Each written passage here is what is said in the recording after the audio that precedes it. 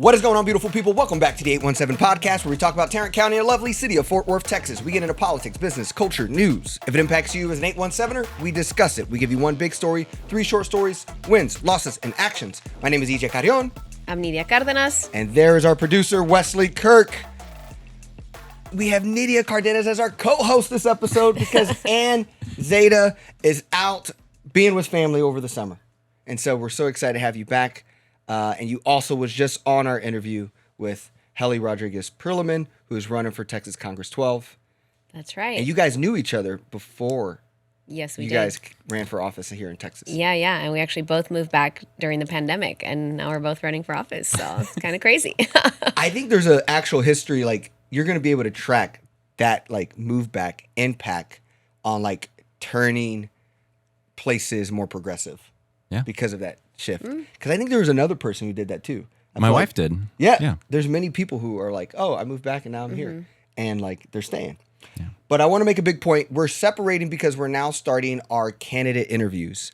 And we decided to put our candidate interviews as its separate episode because we have so much in the short stories.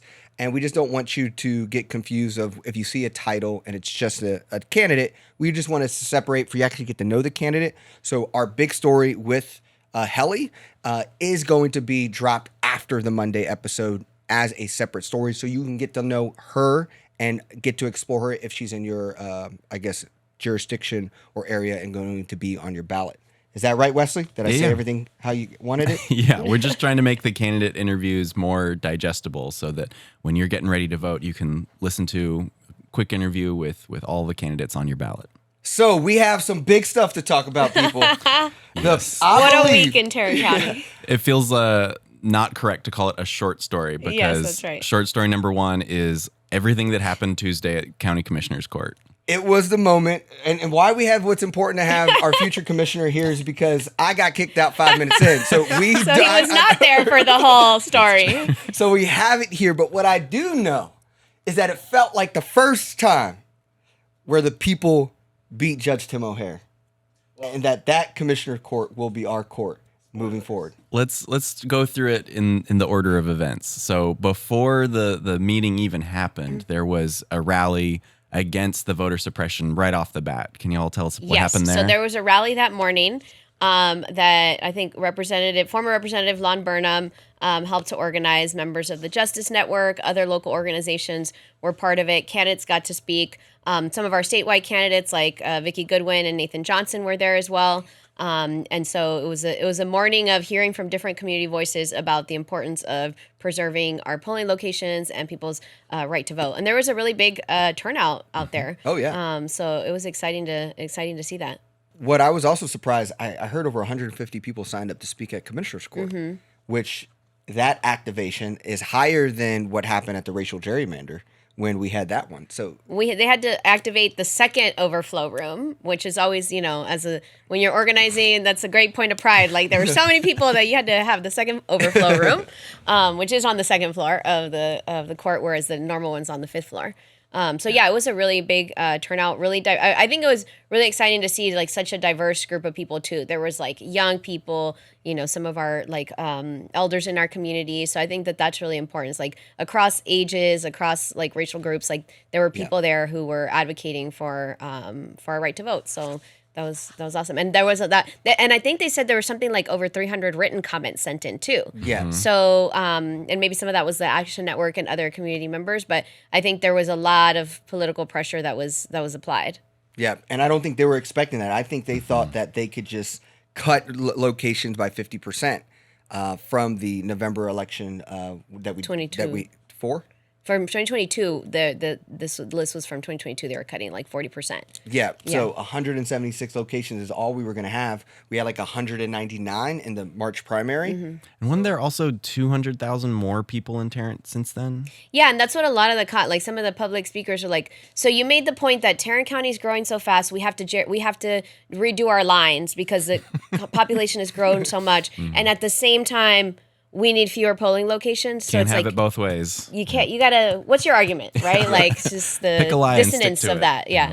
And March showed record-breaking turnout. So if you're having, they say they're pro-business, and I believe, business supply and demand is if more people are buying burgers, you need more, people to cook on the grill. So why would you reduce the amount of chefs out cooking the grill? And it's like now you want less places to go vote when we have historic voting right here in Tarrant County. And I think the frustrating part was them acting like, oh, none of us. So if anybody goes to watch the recording, and I was in the chambers when they had Clint, the elections administrator, come in, and it was just, you could feel his fear of like, what can I say that's not going to get me fired? Because the culture is so toxic at the county. I hear this from a lot of people who work there. And they tried to argue, by they being the Republican majority, that, they did not know that Clint was coming with this reduced polling location list and da-da-da. And I'm like, but you did know when the agenda was released. So you could have said, hey, put out the statement then. Like, how early is the agenda released before the meeting? Like 5 days, the Thursday before. So they could have said, whoa, we didn't see this. And actually, by Tuesday, Clint, we need you to come with a list of more polling locations. Because now what's happening is the vote got delayed until September 1st to the next meeting. Which is cutting it close. So that's a whole, almost a month. I'm loving it. And what does that mean for how we can make sure people know? I'm knocking on doors and people are asking me, where can I vote? And I'm like, if I tell them a place now, what if that place is not on the list, That's right? true. And Which so, that kind of chaos is what they want. Yes, yeah, like voter confusion, right? Like we know voter confusion makes a big difference. Yeah, and we're seeing the confusion of the racial gerrymander maps a year ago. Of like, I thought I was in this precinct and now I'm in this precinct. I thought I could vote for you. Yeah. And now, I'm in precinct 1. So they're trying to make it messy. But I think what was really exciting is like this was the moment where the people are no longer scared of Judge Tim O'Hare. And if I go by the play-by-play, it's like, this is my lens of how I feel like the play-by-play of like pivotal moments that set a new balance of power in Tarrant County. And that was the rally, which was, like you said, very successful. A lot of people, multicultural coalition. But then when you walked into the room, I didn't know I was going to be so early. I got to go. being EJ was just loud and crazy, went in and got them to break for session. I've been in there where they kicked me out before, but never break for session after. That's his latest favorite tactic is anything disruptive. He's like, recess. Yeah. Recess. And that recess adds to the time you have to sit there to wait your turn to talk, right? So there was like a double. It's just hoping to run out the clock. Yeah, so there was like a double take, like having, me out the gate was Setting kind of the a tone. bang tone, right? Because that's what I was realizing, because people ask like, did you know you're going to curse? Did you know you were going to do all this? I was like, I didn't plan anything. I just walked up I there. believe that. Yeah, He was possessed. yeah. So, but what I did know is like the first couple comments before me were just like not the tone we needed to be at. And so I knew that we had to bring another level of boom. And so that happened, the session broke.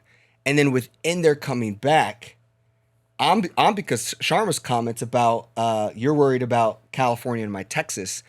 Don't Russia my Texas. She didn't curse. She didn't go over and time. I was in it. Nobody, like, literally people chuckled at her cleverness, but it's like now you can't even laugh in the court. Like, that's when he was like, cut her off 10 seconds in. I'm like, no one clapped. Like, no one did the things that are written in the rules of decorum as you cannot do. And yet he still decided to drop the gavel. And she was just, for people who didn't watch her comment, she was talking about, so she and I went to the LA County Board of Supervisors, which is the equivalent of the Commissioner's Court, recently. Women led, 5 women in their Board of Supervisors. Largest county in the country, too, right? Yeah, they're actually expanding to be 9 members, but right now they're 5.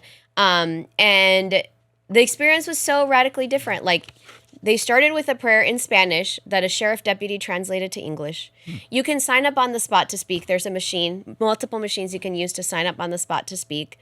They do automatic translation. Like, people can get headphones and they use a AI app, but it translates the meeting to whatever language people need it to be in. There were 3 different levels of microphone heights. So one of the things that happened at this meeting was we had a community member who requested at Commissioner's Court an ADA accommodation and to be able to pick up the microphone. And O'Hare was like, no, you got to put the microphone down. Well, he wouldn't have had to do that if we had 3 different levels of microphones so that people who need that can access it. So Ambika's comments were like saying, I kind of wanted California, my Texas in that way. But what you're doing, like kicking us out, shutting the meetings down, cutting our public comment, that is actually rushing our Texas, right? Like silencing dissidents. So that, was why her comment was that. And I mean, September, we need Russia my Texas signs. Don't Russia my Texas. And then you brought up the person who needed accommodations. So right between there, Ambika's moment led to him now kicking everybody out of the room and making everyone come in one by one. Mm-hmm. Has he done that before? I don't remember hearing that. He has. He's like kicked people out, and he's Not cleared the whole chamber. room. But yeah. Again, he proves himself to be Russia in my Texas by literally doing that. Yeah. He's a thin-skinned petty tyrant. Yeah, like taking the public out of their tax building and sitting in seats where they pay for to listen and participate in a meeting. You're going to kick them out one by one and then have people in to Well, he kicked us out altogether and then brought us back in one by one. And that was, so level 3. So level 3 was, but y'all, we were like, we're not, like, we just started chanting shame and all that. Shame, and yeah. that part right there was went viral. When you look at Tim O'Hare's face, you look at Krause's face and Manny's face, they were just like, they didn't know what to do. Mm-hmm. And to me, that was like the sign of, holy smokes, people are done with these guys. And that was a really powerful point. But then, like you said, then the next part was the individual needed accommodations. Tim O'Hare wasn't, lacks consciousness and empathy to people. And then Lon Burnham's part, acknowledging that situation, then getting arrested for holding the mic and staying longer. That little frame right there. For just holding the mic? For holding the mic and he was basically giving just because O'Hare was saying you need to stop, but not because it was written that you can't do that, right? So yeah, and then Lon in peaceful protest was like, well, I'm not going to make it easy for you to carry me out in my own government body, so he laid himself down, and the deputies had to carry him out. He spent the night in jail. Photos of those also went viral too. And now he's had a jail experience that he's now advocating, we'll be speaking about. So. And he's talking about suing Tim, there is O'Hare. consideration. And so then you have the vote where they push it back to then you have the September. whole show of like, we didn't know this. Oh my God, Sure. Clint, you didn't talk to us. Then we had that whole show before they decided, okay, we'll delay the vote for both general and early locations for September 1st. And that I don't feel like we've ever cracked Tim O'Hare this whole time to change a vote. I'm feeling like this is the. I feel like some of me feels like they had their plan, right? Like say like, well, we're going to make them seem like they're we're kicking people out to be able to say, look at all these people who are just creating a political theater, quoting a current commissioner, and then be able to say, but no, we care about voting. I mean, you saw Manny put out a statement after saying, oh, I've always supported, which no, sir, last year you voted to reduce our polling locations. Yep. So don't lie Yep. on record.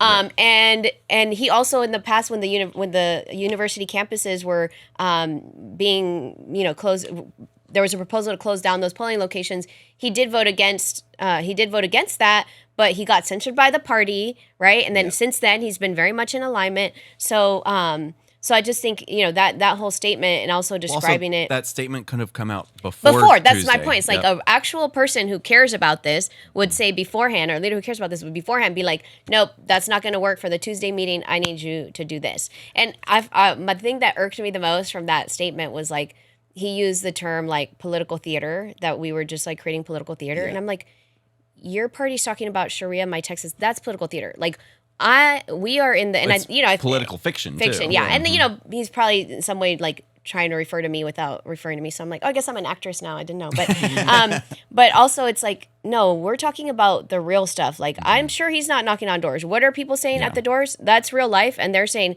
they're scared for their LGBTQ kids who, feel unsafe in Tarrant County. They are cannot afford their chronic pain medication. So they're literally, I talked to a senior citizen who's like praying for God to take her because her pain meds are unaffordable now. And, like that's real life, sir. So I don't know. You live in a political theater, but we do not. As you know, in the proclamation that happened before as well, right? The whole Matt Krause. Socialism. Yeah, acting as if they're acknowledging some World War II individual Or what was his? So there was a He was World a War veteran, II yeah. vet, that there was a proclamation to honor him for defeating socialism, but he was in Japan, Yeah, so it's so that like was not socialism. there was no socialism involved in anything he was doing, and they were just using him as a prop, which is just doing a disservice to this veteran. Yeah, I mean, preying on old people, because when he did get some time, the vet, I mean, he was shouting some things. I'm like, okay, this is interesting. So that was political theater. That was happening right before, and Manny Ramirez voted to support this like crazy anti-socialism, communism proclamation. And Commissioner Simmons had an amendment that was actually honoring like the service of the gentleman and, you know, him as a veteran, but that took out all the like historical inaccuracies of what Matt Krause was saying. Of course, that got voted down, but she did come prepared to do that. So. Is that someone who reads the agenda when it comes out and comes? Right! Oh my God! Commissioner something Simmons pulls consent agenda items off the consent agenda because they should be discussed on public record. I actually think this is like beautiful for November because you have a Tuesday you have an August activation. I mean, the amount of content, the amount of narrative, the amount of people, and I feel like you've broken into another mass of people who are going to be braver in September. I think we can have 300 people in September. I think you can make it even louder and bigger because now college kids have the time, because this also happened so fast where we really didn't have a lot of time to plan. So now you give the people till September 1, the next county commissioners meeting, to rally the college kids, rally kind of that second layer where, you know, they might jump in now because they're more aware. There's the bravery is growing in the community. And so the size of this happening right in September, and early voting is October 19th. Like, this to me is, I think, in a perfect thing where they're stepping on their own. They're creating their own traps. Yes, but that's also where I feel like this is a bittersweet win, is that, yes, like we saw them get scared, but also Commissioner's Court only meets once a month. So we have to wait until September. And putting together all of these polling sites takes a lot of work. And if we had a good elections administrator, that might be more possible. But we're stuck with Clint right now. And the longer we wait, the harder it is to get all the polling sites that we need. So I'm worried that like in September, they're going to be like, okay, because we waited so long, we can only do this number. When it's like, no, the population increased. We need more polling sites, if anything. Yeah. So I'm worried that the number is going to come back in September still low. Then I just feel like then the irresponsibleness of them pushing it back to September will even give us more bait to show your incompetence. I mean, I think regardless of what happened, the only winning strategy is like get out the vote regardless of the conditions, right? Like we have to make sure. I know that becomes harder with this, but then nonetheless, they can use that as an excuse for, see, we can get by just fine with fewer polling locations. That's if they stay in power, Wesley. Yes. The goal is they are not staying in power, exactly. and we say no. We actually care about becoming the county with the highest voter turnout. That's my goal. It's like, how do we become the Texas county with the highest voter turnout? But also you already have it where it looks like Manny won't vote for it anyway, so they don't even have the votes. So it sounds like we're going to be sticking to what we had in 2022. I guess is the kind of modeling they use for something similar in the midterm. Well, I mean, him saying go back to the 2022, and he had that nice little caveat of all the places who've accepted being a polling location, which, you know, Clint tried to introduce that, like some places say they don't want to hold elections anymore, right? So they have given themselves like sort of that out. But I think we're going to land someplace in between this very low number and, you know, the 2022 numbers.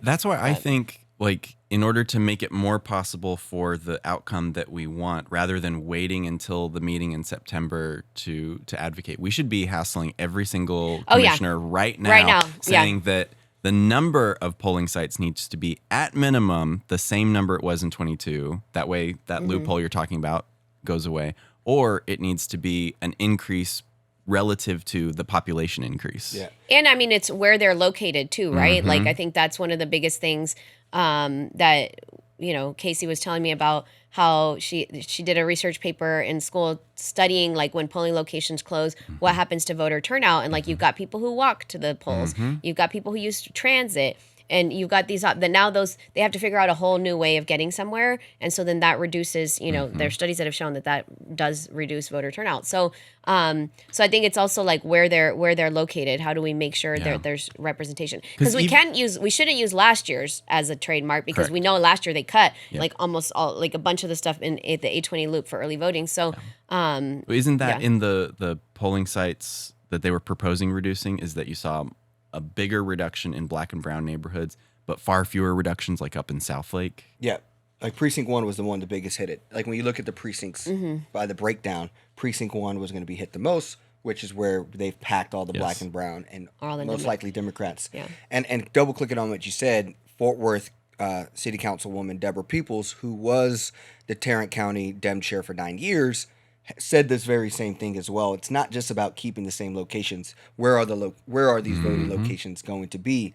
Because you can have the same, but pinning them in areas that are pro the GOP agenda, rather than pinning them in the pro community area, so people can still kind of do what they historically had.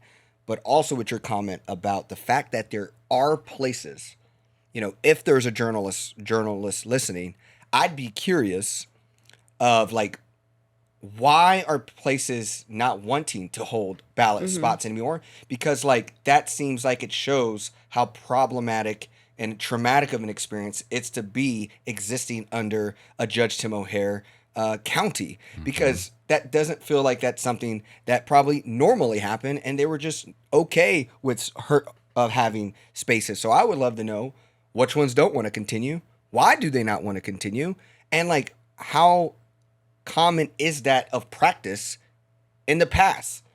Because if anything, that right there shows you how toxic and horrific this leadership is right now in Tarrant County. Well, I think the other really important thing to talk about for Commissioner's Court is that because we all only had 1 minute, because so many people signed up, which was amazing, most of us used our minute to talk about polling locations, but there were other things like the agenda. Once a month, the meeting means there's a lot on the agenda. And at this week's meeting, we had a briefing on the Rakana Staffing Solutions contract. Now, for those who have been following that, so last year in October, the commissioners voted, the Republican majority voted to hire this firm to help staff the jail. So we have a lot of vacancies in the jail. We have to pay a lot of money in overtime. That costs us even more money. So they hired this firm. I should mention this firm had not worked with any county previously. They had just worked for the state on Operation Freedom down at the border. Now, once that contract happened, that's what it was. So so then fast forward, I think it was at the May meeting, they voted to just like, they maneuvered their way into closed session about this, and they canceled the contract. And we still, KERA wrote about this, so that article will be in the show notes. But basically at this meeting, they were going through doing a briefing on it, and we paid them $2.3 million for 6 months, like January to June. They were supposed to give us 50 deputies. We got 34, but I know we didn't have those 34 for the full 6 months, but just assume we did. If you're, I don't know if you can put math on the screen, Wesley, but do the math here. Of the $2.3 million divided by 6 months, divided by 34 deputies, that would translate to us basically paying like $11,000 per deputy a month. That's way more than what their actual salary is. And at the meeting, they tried to make the point of how much does it take to bring on, to recruit and hire. And the person giving the briefing said like 7 to 15K. Even if you add 15K to like recruiting something, still we paid Rakana so much more than what it would cost us to recruit. And they didn't do their job. And it's very unclear why we canceled that contract. Commissioner Simmons has been trying to get us an answer and brought that up in the briefing. But see, we only have 1 minute, so you don't get a chance to say, hey, let's do this math here. This math doesn't make sense. Well, my assumption with that math is that Rakana Solutions just pocketed the profit. And that is my problem with all these public-private partnerships, is that government done right can do things so much more efficiently than for-profit companies, because they're for profit. They need to make extra money. That extra money is taxpayer money that we are wasting paying someone else to do something we could do. And it was like the contract was for that 2 point, that was to be paid in full. And I think the point Commissioner Simmons was trying to make was, well, if they why are we paying them for more than what they actually did? And if we're canceling this contract, why are we canceling it? Is it the terms are like for convenience or for actual cause? And they're trying to say it's for convenience, like convenience to us to cancel the contract, but they didn't fulfill the 50 positions. So isn't that a cause to then cancel the contract? So, and this is what you hear when you're out like canvassing and knocking doors with community, is they just are tired of the corruption. Mm-hmm. They're tired of paying their taxes to then be handed over to grifting like this. This is generally what you hear over and over again. And you mentioned how Rakana Solution only worked with the state agenda of Governor Abbott. Rakana Solution has donated hundreds of thousands of dollars to Governor Abbott's campaign. There is even articles out around how Governor Abbott is kind of a pseudo advisor person who has worked with Rakana Solutions. And like, we also know that Manny Ramirez is Governor Abbott's, puppet, because he believes that in order for Republican rule to stay in Texas, it has to find Latinos who will lead, his way. And so Manny Ramirez and Governor Abbott are really tight. And you see Manny Ramirez was a part of the police association. He has those connections there. So the bridge in all of this is like, there wasn't really a healthy contract process. There's this relationship piece. And the way Manny Ramirez freaked out when Elisa Simmons was talking about playing the clip back when they were discussing this, Manny Ramirez was freaking out, and you could just see the uncomfortableness. And so this is a massive grift exposed. And like you said, the elections took so much space and the reducing of voting polls that this thing didn't get the attention that it deserved, because you only get 1 minute for the entire agenda. For the whole month. And by then, most corrupted. people had left. I mean, it was already, I think, like past 3 o'clock at that point, right? When they're actually discussing it. So another part that, I ran into some people who work at the county. And the other big thing is, the budget. Like, they're talking about how bad the budget is. 36 people have been let go. They talk about the way they do staff insurance and community insurance is different. They used to be able to pay it. Now they're like kind of scaffolding it. There's a hiring freeze. And so something that Judge Tim O'Hare and Manny Ramirez is running on is this idea of a balanced budget and, all this healthy financial stewardship. But really, we're not hitting the point, and everything's covered up on Band-Aids. And if you really talk to anyone in staff, everything's being held up desperately. So that's another piece where you're seeing the dysfunction rise. And so I think this voting sites reflection is just a reflection of how they behave on everything else. So them acting innocent is baloney, because we know how intentional Judge Tim O'Hare is in his propaganda, his motives, and how he tries to execute on his outcomes. yeah, and the budget meetings are coming up, so encourage people to attend those as well. The commissioner's court. Unfortunately, I haven't heard of a public input meeting in my precinct, but maybe other precincts will have them. Yeah. What I saw something also with JPS. What was going on there that we? Oh yeah, there was an outage at JPS, a computer outage, and it seemed to be nefarious from what I understood. So that's also, JPS has been strained of resources too. So it's like, how do you, in a situation like this emergency, what happens, right? When everybody's already strained and now you're having to navigate without any technology and like still keep people healthy and safe at the hospital. So so I think they're still working out what happened. Well, yeah, and friendly reminder, JPS is our county hospital that yeah. Tarrant County Commissioner's Court is a big part of their job is funding them. And they all, going back to budget season, they also set the tax rate for JPS. And so that's another piece that's going to be voted on and decided over the next couple months. So if you're a strong, healthcare advocate in our community, we need to be watching what they're doing.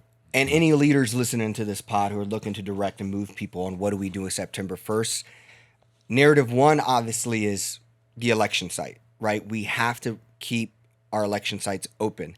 With Manny Ramirez writing that letter, it doesn't look like they have the votes anyways. So I can even see, them playing some type of PR that they're all about voter integrity and they're going to do that.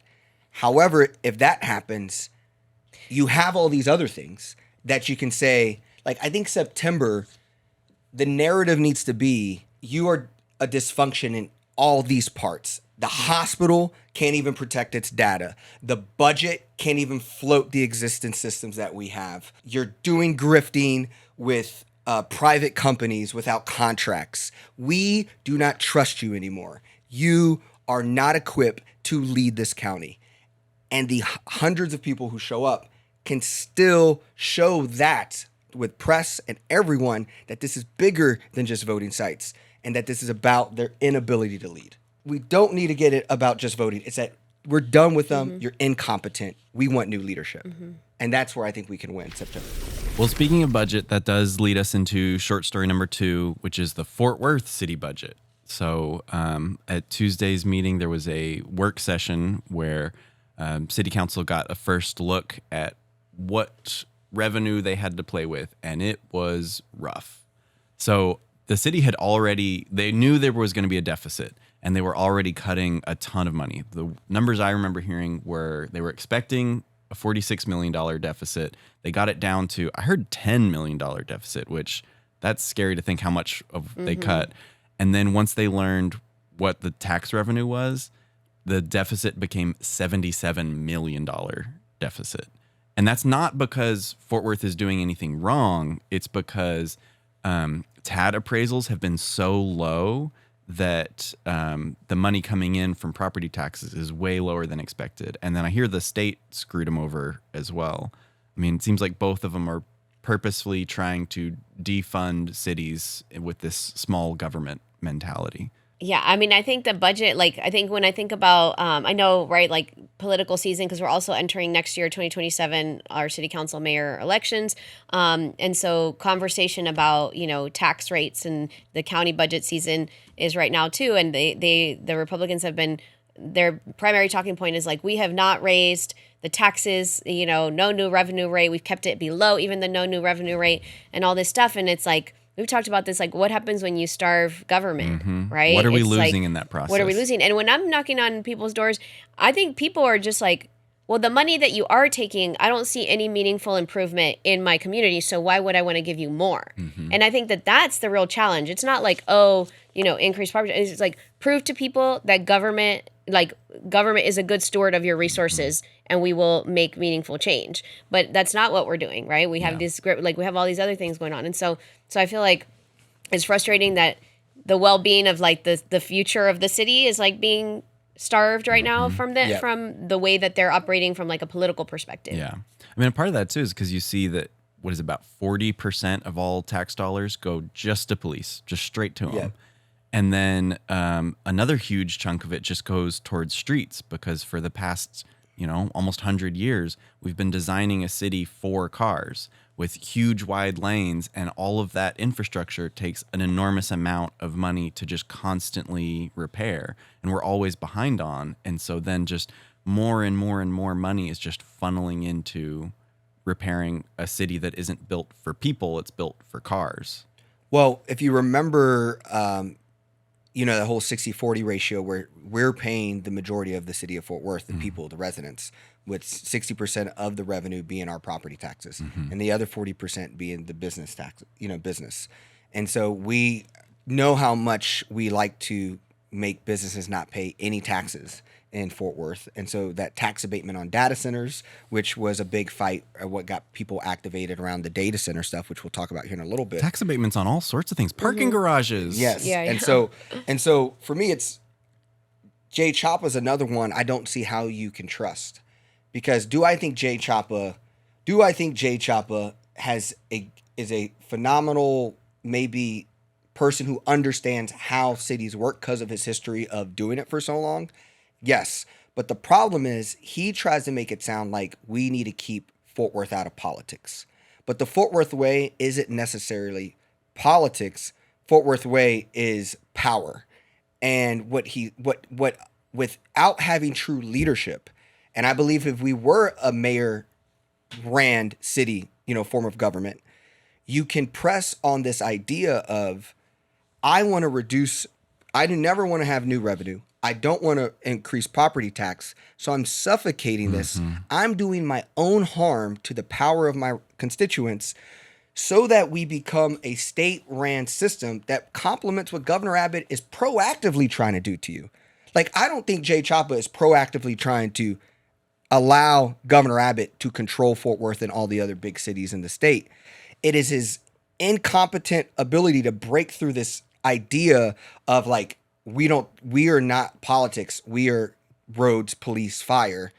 But he's not accepting that what he's really doing is allowing Governor Abbott to gut you from any type of power. And they're going to try to do that with data centers. And this budget is showing that the property tax rate, yes, it looks the potential that they're going to want to vote on it for it to go up some. But what the problem is he is not going to actually have the hard conversation about how we need to start actually independently finding new revenue so that we can hit that business, because him and his staff said they want a 50-50 revenue. They want to take that 60 on property taxes, bring it to 50-50 so that businesses are paying. But his actions are not matching with that. And every day our actions are not matching with that is every day Governor Abbott controls Fort Worth and controls cities. And what's crazy is that Republicans say they like local control, and Fort Worth really has no control. If you look and talk to city council members, I mean, every one of them are crying about how they can't do anything for their constituents because of this budget thing. Yeah. I mean, you got them saving coffee cups for the next day. It's that fearful of the amount of lack of money that a growing city has. 10th largest. And one of the 3 fastest growing cities in this country. And you can't somehow find new revenue. I mean, I just hate the phrasing of that, no new revenue. Yeah. One good thing is that it seems like there is talks of upping the tax rate just because property values have gone down so much that we kind of have to, that's the balancing act. In my understanding is that Texas state law allows up to 3.5% tax rate increase before it goes to voters. But because of this differential, it's like, 0.7% of tax rate that they can do before it's the no new revenue. But again, with what you're saying about wanting to get the residents and the commercial to that 50-50 split, where now we're at 60-40, I'm all for new revenue. We should be charging businesses more so that they're paying their fair share. Like, if there's going to be a data center in Fort Worth, they should pay through the nose for all of the harm that they're going to do. And so it's like we should be looking at what are new ways that we can balance the budget and also never cut services, to increase the things that make the city worth living. Well, and then we know that instead of raising the property taxes, then they raise your fees, like your trash, like other fees, right? So it's not like money isn't that. I mean, they have to find money somehow, right? And right now they still keep choosing to do it with community and not with corporations, not with businesses. Yeah. Well, and those fees are a regressive tax too, whereas that the people with least are hit the hardest. So that's not how I would do it. And if you remember with TAD, we have Judge Tim O'Hare, who's funded a lot of his own money into TAD because he's aware of the power of TAD. And that's a mechanism in the system of state control. And you got to understand, there's a reason why Tony Tinderholt, a state rep, moves county. There's a reason why Matt Krause, a lawyer who has done national and state stuff, they are focusing local because they actually know that's where the power is to dismantle cities and any power that people can have. So when you don't want a promotion, you want a demotion down of power, it's because they're understanding this is where the action is. And TAD is playing against the people because we can't get over the idea of like, we want to, you always say it on the pod, we want to fight for our property tax value rate, and you should be able to fight your tax rate. But at the same time, what's happening is we're getting a 92% discount on our property, while the richer half is getting a 25%. And what is $4 difference doing to us? And so it doesn't actually, that little part, they're taking so much. And it's like that grifting is the grift that Governor Abbott is so good at selling. Ted Cruz is really good at selling. It's like guns, keep your guns, lower your property taxes. But then what they're doing, They're not We saying want all to the talk things about that they're going to get socialism, rid talk of. about corporate socialism. 'Cause Exactly. that's actually what we have in America. Yeah. So part of that work session is that they did figure out when the Fort Worth City budget meetings are going to be, where you can have public input. And there's going to be one in every district. So real quick, I'm going to read off the list here. Wednesday, August 12th is District 7 at 6 p.m. at the Botanic Gardens. Tuesday, August 18th is District 6 at 6 p.m. at Crowley ISD Sports Complex. Wednesday, August 19th is District 8. That's 6 p.m. at Highland Hills Community Center. Thursday, August 20th is District 9, 6 p.m. at City Hall. Thursday, August 22nd is District 11, 10 a.m. at Worth Heights Community Center. Monday, August 24th is District 2, 6 p.m. at Northside Community Center. Thursday, August 27th is District 4 at 6 p.m. at North Park YMCA. Monday, August 31st, District 5, 6 p.m. at Eastside YMCA. Wednesday, September 2nd is District 3, 6 p.m. at R.D. Evans Community Center. Thursday, September 3rd is District 10, 6 p.m. at Compass Church. And then the final vote for the budget will be Tuesday, September 15th. That's where they're going to vote on the budget and the tax rate. Those are different things. And my thing I really want people to do is go to these meetings, as many as you can, but definitely the one in your district, because your council member will be there, and ask them to increase the tax rate. Say, I don't want you to cut services, and if what that means is an increased tax rate, do it. I want to live in a city with services. It will shock all of the city staff when they hear you say that, but it is what we need. And if we haven't increased it since the 90s? Yeah. Like, it's been a long time. This is where I wish Ann was here, but I know that at one point Fort Worth had the highest, and no one wanted that, and so they lowered it. But they've been lowering it so far, and other cities were doing similar things. But other cities realized, oh shit, if we keep lowering it, we're not going to exist. We're not going to be able to do anything. Yeah. But I don't think Fort Worth has caught up to that mindset, especially not when David Cook was in charge. And so now is the time where we have Jay Chapa, who is a more thoughtful city manager, and we have a left-leaning city council majority where I would hope that they would recognize we want to be in a city with things, and then they can then push forward for a tax rate increase. So that's my hope for you. And also, just personal, please advocate for more public funding of art. Just to also give some good news around property taxes, it looks like the Democrats might have a slate for the TAD spots up for elections.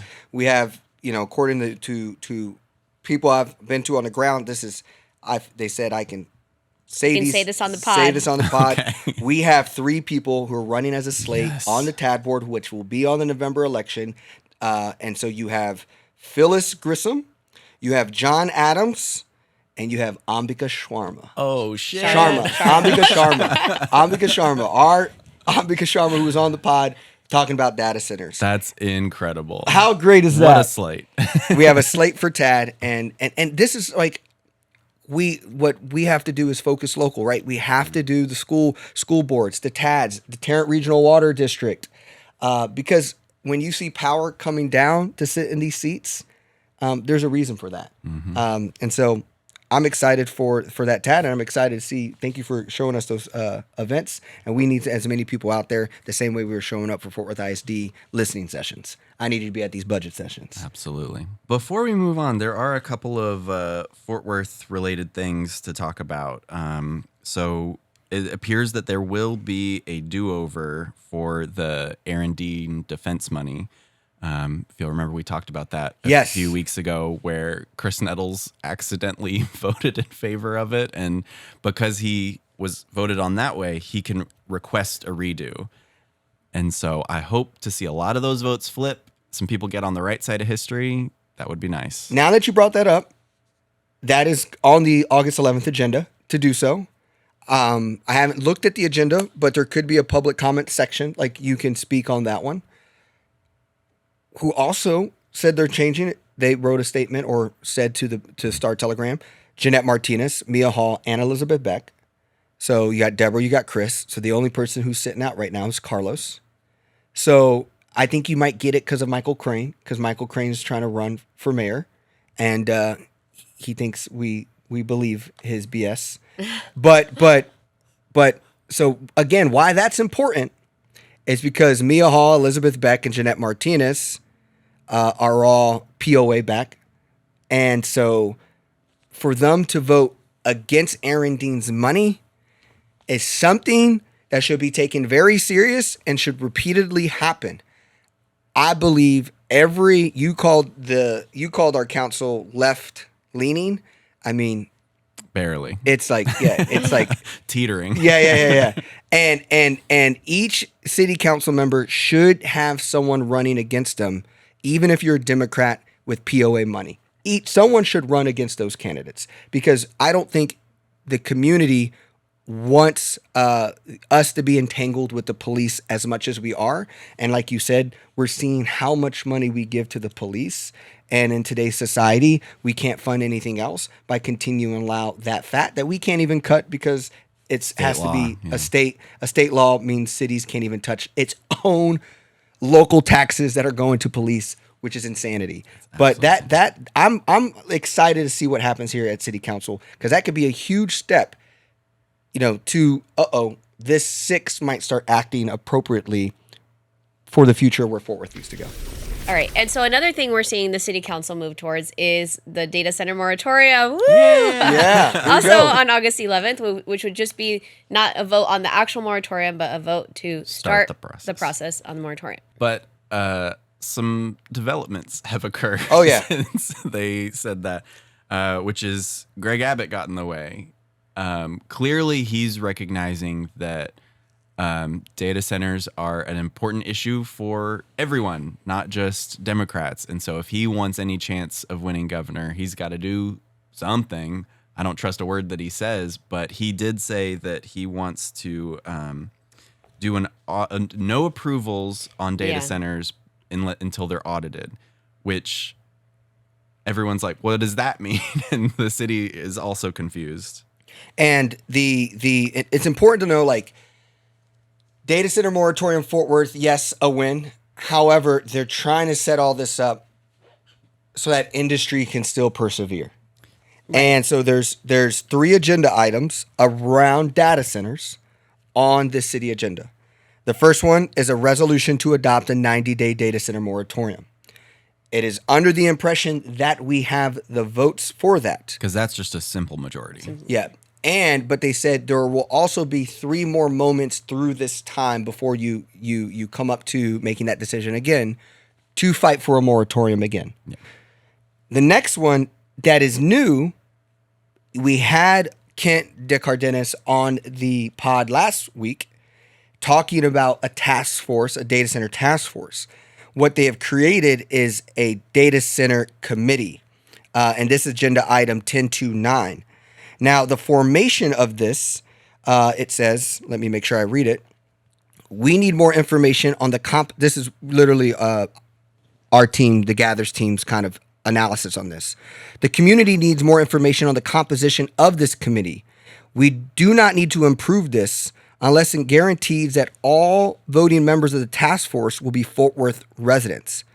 We've heard the proposal, 11-member committee, would include only 1 dedicated resident expert and 3 to 4 open seats to residents, while the rest will be experts from industry. Yikes. And so in 2006, this is what they did with the gas drilling task force. That's literally what Kent was warning us about, is that they had a majority of industry right off the bat. August 11th is an important time to go in and advocate for the data center moratorium. The problem with these agendas as well is that you only get 3 minutes to hit on all of this. So it's like, if you spend all your time on fighting for the moratorium and forget to talk about the task force or committee, they're calling it, we actually need on August 11th more advocacy around the committee, and the fact that the committee should be led by residents. And then that goes into the other thing they have on their led by residents. But I liked Kent's suggestion is that each council member gets to appoint 1 person. And that's how most committees work. Yep. Well, yeah, a lot of them are like that, yeah. So why would they? So the big thing is, why does this committee not work that way? Especially because what we've seen is that they the input they're getting in when they do the presentations at the working session is predominantly like from industry, and it's like, well, that those industry people could be members of the committee, but I like the idea of them being non-voting members, right? And it's like the people who actually make the decisions, that's on industry to like convince community that what they're saying is actually like accurate and realistic. But I think underlying all of this, you started with that, is that the assumption that this is all inevitable. And I just feel like we should never work from a place of this is inevitable. Like when it comes to data centers and, well, it's an insult to free will, is that the future is not written. We determine it. Right. If they were really honest about it being about people, why is the majority on this being industry? Because you're only giving us at max 5 seats of those 11 to be residents. Yep. So this goes back to what is the Fort Worth Way. It's not political. The Fort Worth Way is playing in this space of keeping industry happy, because the more exposing that happens is the billionaires run this city. Mike Berry walks into City Hall up and down those stairs or in those elevators going floor by floor and has that kind of power. It is that kind of connection to industry that is we need to deshackle from. And if our current Democrats are comfortable saying this is enough, and I think what they're trying to do is say, oh, we're going to give you a 90-day moratorium and we're going to give you this committee, but this moratorium's 90 days and this committee is going to take a while to get spun up and to like be good at it. And it's going to have majority industry on it. And this is where we can't settle. And this is why you say this left-leaning, I just don't, they're protecting this base, and we got to make sure our public comments are sane. So that's important to say. You have to sign up for public comments as well. Yes. Because public comments gives you an additional 3 minutes. Yes. So regardless how they change agenda items, we've seen before, where they move things around the agenda or they table it, but like you already showed up. Like if you're signed up for public comment, you get to speak either way. So you're going to get 3 minutes whole to talk about 10.28, which is resolution to adopt a 90-day moratorium. 3 minutes as a whole. That includes that one, 10.29, which is a data center committee, and 10.5, which is ordinance. And here it says the ordinance requires data centers to show as a part of any permit or plat application that they already have all required approvals from the Public Utility Commission of Texas and ERCOT before City Hall will consider the application complete. This is a step in the right direction. Speak or submit in favor for that ordinance. So that last one is directly addressing what Greg Abbott said. So, yes, and that is where we cannot allow our council members and mayor to say, we're going to punt this to whatever the state tells us to do. We're going to hold until we get more information from the state. We have to proactively do this, because you guys, before we were talking about show, you're talking about how many data centers being built in Texas? There's 335 operating and 248 coming. And DFW is the hot spot for those coming to Texas. Those were in Texas, right? Yeah, correct. In Texas, yeah.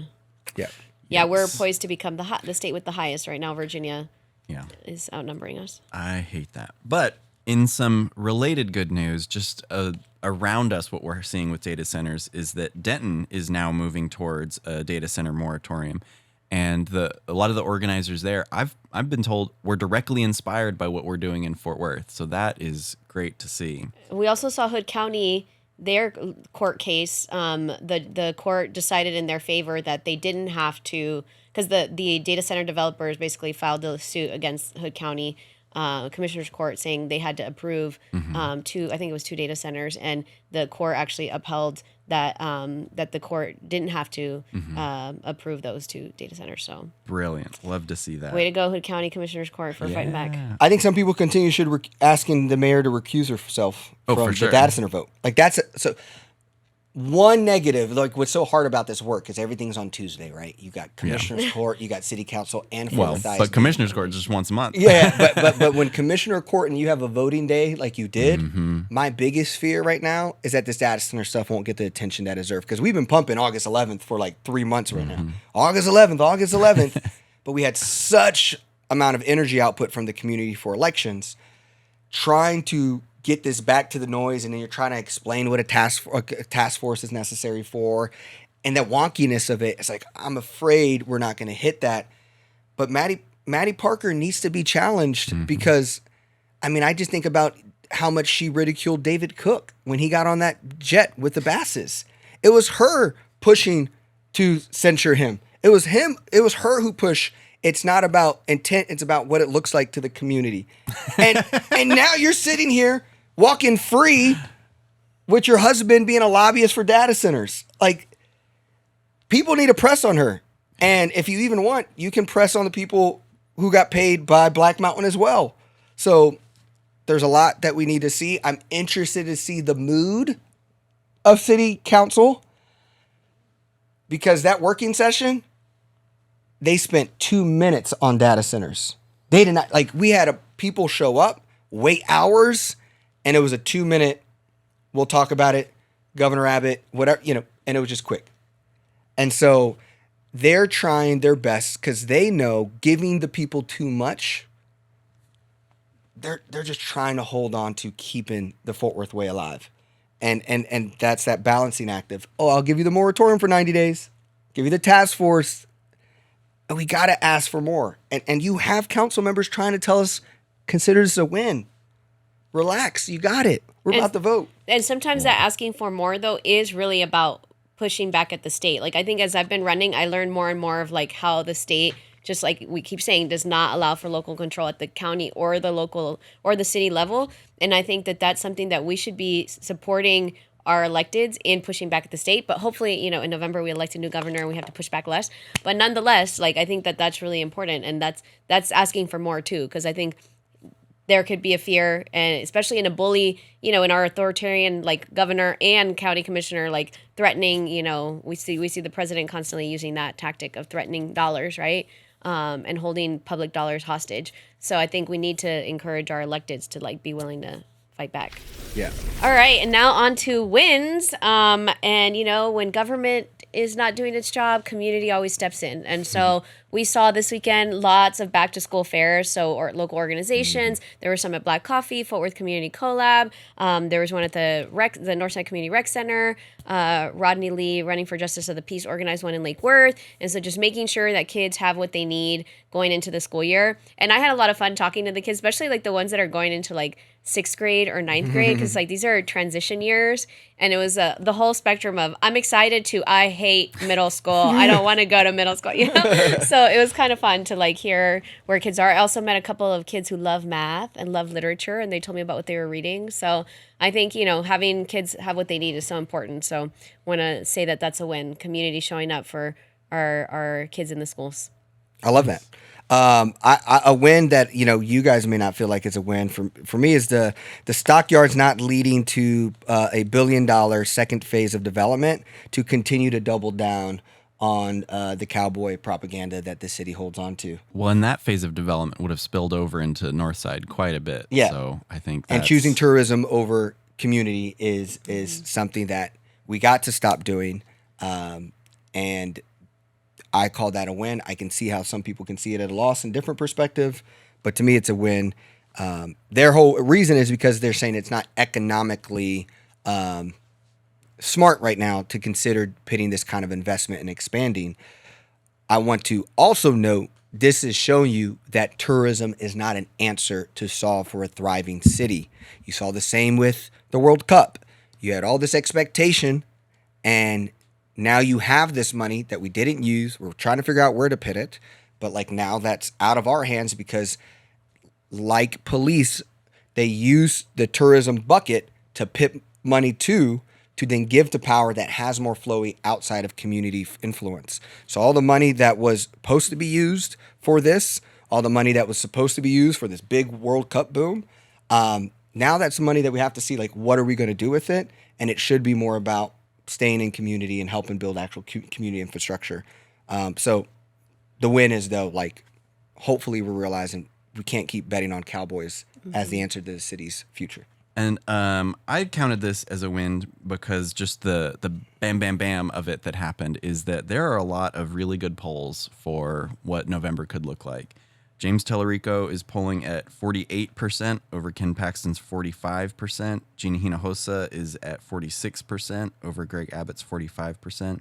Vicky Goodwin is at 48% over Dan Patrick's 46%. So I feel like, I mean, I know polls don't always... trust the polls, guys. Make sure you register your vote. Show up. Yes. Polls are only useful if people actually do something about them. But it is a good sign that the blue wave is coming, and I hope that that motivates you to show up and be a part of this historic moment in Fort Worth. And Elisa Simmons also had her poll. I mean, it's been a while, but her poll shows that if the election for Tarrant County judge were held today, who would you vote for? And this was before the election reduction that poll came out. She was up 44% to 43%. They asked during the poll, if the election for Tarrant County judge were held today, who would you vote for? To people after learning about the candidates, she got a 49% to 44%. Okay. So those are some good sites. Signals. The blue wave happens because we are the wave. We must make it happen, guys. Okay. Yes. Absolutely. And that's the, they've been using this phrase in Elisa Simmons' campaign, the tide of Tarrant. And I think Tuesday was the tide has shifted, where the people signaled that we are in control. And these polls are another signal that the people are in control. If we continue to knock on doors, we continue to sit in community, and if we continue to do our part, we can have a Tarrant County we're excited for to walk around. Okay, moving into losses. This next bit of news happened literally right after we recorded. It's that Kay Granger passed away. I put this as a loss more of the fact that I can't believe that she was in office that long, that she could serve while she was gone in like a mental health facility and died so soon after. It's crazy that so often this happens in America, that we let politicians rot in their seat. I know. When I saw that on there, I was like, okay. I mean, people say that politicians are puppets. And if we keep politicians in there when their health is declining, there's no other answer than someone else is making the decisions. And so I see that is something why we need term limits. Where we got to give Kay Granger her flowers is she was the first female mayor in Fort Worth. She was the first female Texas Republican representing the seat. She has been the first to sit on many committees in D.C. What I hope this signals is that you had Kate Granger, who had Betsy Price, who had Maddie Parker. Kay Granger, to me, hopefully this is also kind of a closing of a chapter of this style of Fort Worth being how you get promoted to power. You're going to hear on our interview with Helly Rodriguez Perlman is that, this is how Craig Goldman got a seat. And I think Kay Granger's legacy has held up a lot of Fort Worth way, because if you go back, people actually thought Kay Granger was a Democrat. Yeah. And that is like the whole thing that Fort Worth does is like they fake you out thinking that they're a Democrat. Another person like this was Gina Bivens. And so it's like, what the loss is that you have these people who end up doing some really amazing good in a time when the environment is different, but then their lack of connection to where the world has gone gets enabled to create these legacy powers that doesn't allow new, fresh, and actually thriving Fort Worth to be unleashed. And that's, to me, the biggest loss of the Kay Granger legacy. But there is no step that there has been a lot of productive work in her long tenure, but there was also a lot of harm. A loss here that I wanted to talk about is Ridgemar Mall got sold. That's my mall. I grew up at that mall. I go to that movie theater to see every movie.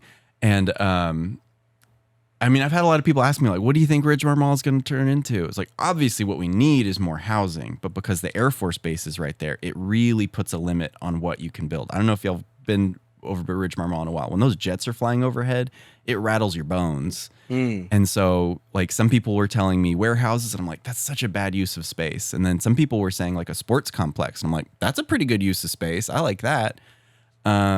And I was, for a while, I was hoping we could, because, you see in Portland that they've turned dying malls into like art centers. And I was like, maybe that's something. But Ridgemar Malls for years has been owned by this company based out of Chicago. That this is the furthest mall that they own. I think they forgot it was on their property list. And so they've just been neglecting it. Like literally the movie theaters, the only thing holding it up. Like they couldn't even support an Auntie Anne's. That's how dead it is. And now I hear that is developing into like a logistics center. A logistics center, which I hate that. I mean, it's just warehouses. And so like I don't Amazon packages. Exactly. Yeah. And I don't understand why we logistics center, Wesley. I don't understand why we would want that in the urban core. I know that that's not the most ideal spot for a lot of things because of the jets, but it's a very close spot to a lot of things, and we could have so much better use of space. And I was so disappointed when I saw another article come out saying Fort Worth officials express support for Ridgemar Mall redevelopment plans. And Michael Crane, it's in his district, he was saying, what a great thing for jobs. I'm like, jobs? Logistics centers are giant empty spaces with just a few employees. It's similar to data centers where it's just storing stuff. So I'm very much not thrilled about this. I imagine you're not thrilled with this other news, too, around Fort Worth Alliance Airport to be a major testing site for air taxis. Pissed me off instantly. Air taxis are just helicopters. It's so much noise. It's such a wildly inefficient way to get people around. And I hate when folks are getting sold lies from transportation companies that air taxis are the future. It's like, yeah, we all see sci-fi about flying cars, but the real future is buses and trains. Jesus Christ. My fear of Alliance this is it. We talk about it. It's the billionaires' facility for logistics. Fort Worth is in the middle of the country. Fort Worth, allows logistics to Mexico, like that down. Like all this is like the DFW airport, Meacham Airport, which is the 5th largest airport. Like we are a logistics hub, and they want us to be the leader of automation delivery, automation air taxis. And that is like, because these billionaires don't live here. Yep. They just want this is their playground. And you're going to be with a cup of coffee looking outside, and your air taxis are going to be up in the air. You're going to hear it all day and night. Yep. Well, another article that I had in the notes that we didn't touch on the data center conversation is an article, quote, "We're going to power AI. Officials celebrate opening of Alliance manufacturing plant." Please no. Not here. Not anywhere. Yeah, I think, what all these stories are, the loss for me, the core loss is that, like, we just continue to put money towards solving all the unnecessary problems to solve, like not the real problems, And I think I heard somebody say once that, it turns out that my values and my convenience don't live on the same block. And I feel like that is what's happening. Like all of this money is going towards I was having this debate with some of my friends who use Claude all the time now. All of a sudden they're like in love with Claude. And I was like, at its core, I don't think AI is necessarily bad. It's that we're like overusing it for things that we don't really need to use it for, right? It's like, and companies feel the pressure to say, well, especially like if startups, the companies raising money, they have to, well, what's your AI angle, right? Or else you're not going to get any money. And it's like, what if they don't really need an AI angle to like actually solve this problem? Well, that's a real problem. And so I think that's the loss for me. It's just like, why are we solving all these problems we don't need to be solving? I don't understand that mentality at all because like AI lies. It's just a lying machine. So it's like, why would you use it for any information that you need to be accurate? we do need to come back to an AI episode. There needs to be. We need to bring on like some people who actually can debate hard on that. My last loss here is that Scene Shop, which is a local theater troupe, they had their very last performance after 30 years. Happened over the weekend at Arts Fifth Avenue. Fort Worth just needs more arts organizations, and it's sad when, when we experience this art atrophy because there aren't enough spaces, there isn't enough funding, and people just don't have the bandwidth to spend life with things that bring them joy because everyone's just struggling to survive. So I'm sad about this one, but also lately we've also shared news of new theater troupes coming. So I hope that they last at least 30 years. All right, so we're moving into actions, and of course, an action we always need. You're looking at the co-architects with many others of the 817 Gather. And so what we always want you to do is make sure you consider to donate to grassroots organizations like the 817 Gather. We have our link within the description. This is our only commercial we have on the podcast. And so it's to fund the podcast. It's to fund the movement. There's so many little things that it takes to organize, podiums, printing, audio, graphic designers. All this takes money, and like your money goes to that.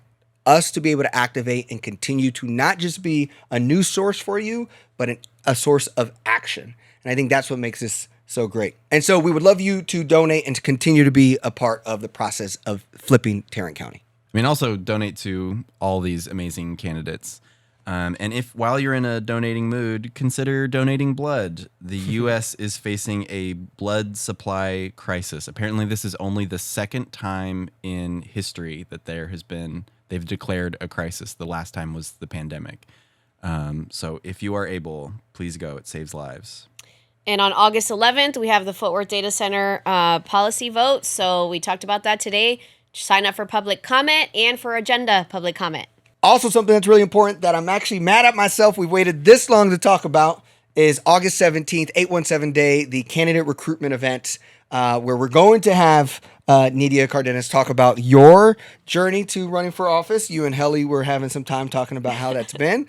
We're going to have Junior Nzanu as well. And we're going to have Brittany Garcia-Dumas.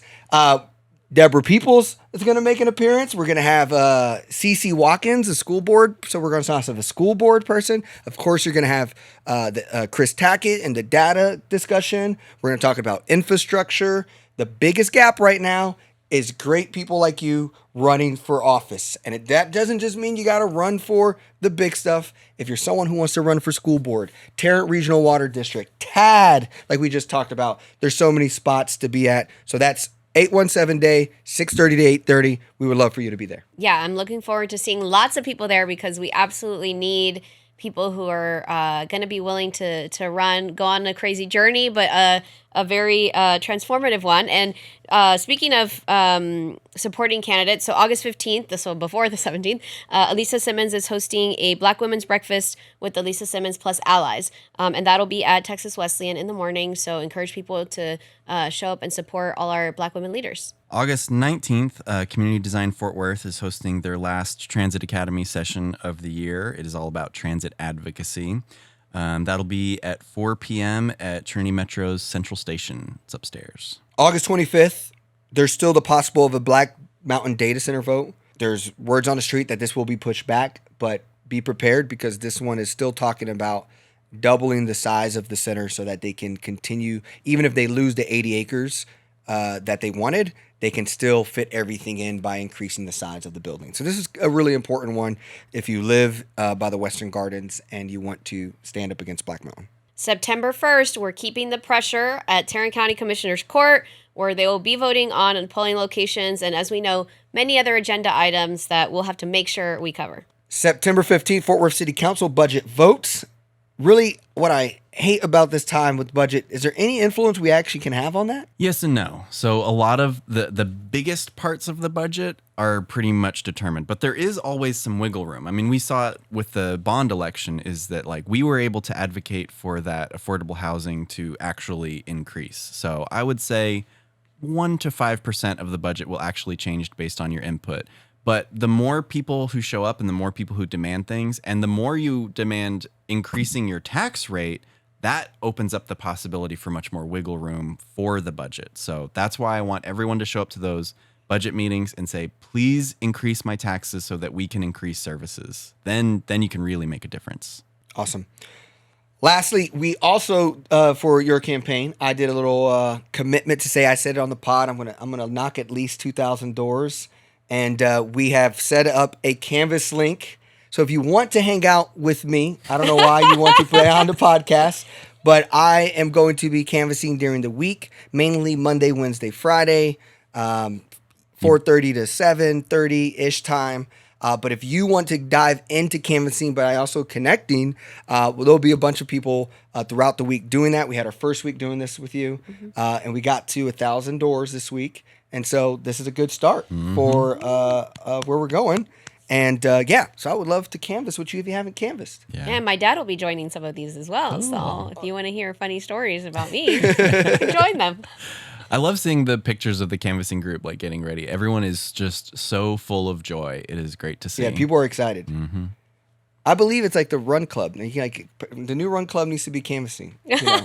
I feel like we need to contact, what's it, Mas Milas Run Club? Yeah. How do we figure out we do a canvassing one? That'd be fun. That'd be cool. All right, beautiful people, there you have it. Another episode of 817 Podcast. Let's give a big round of applause for Nidia Cardenas for being our co-host as Ann is out, but also the future Commissioner of Precinct 4.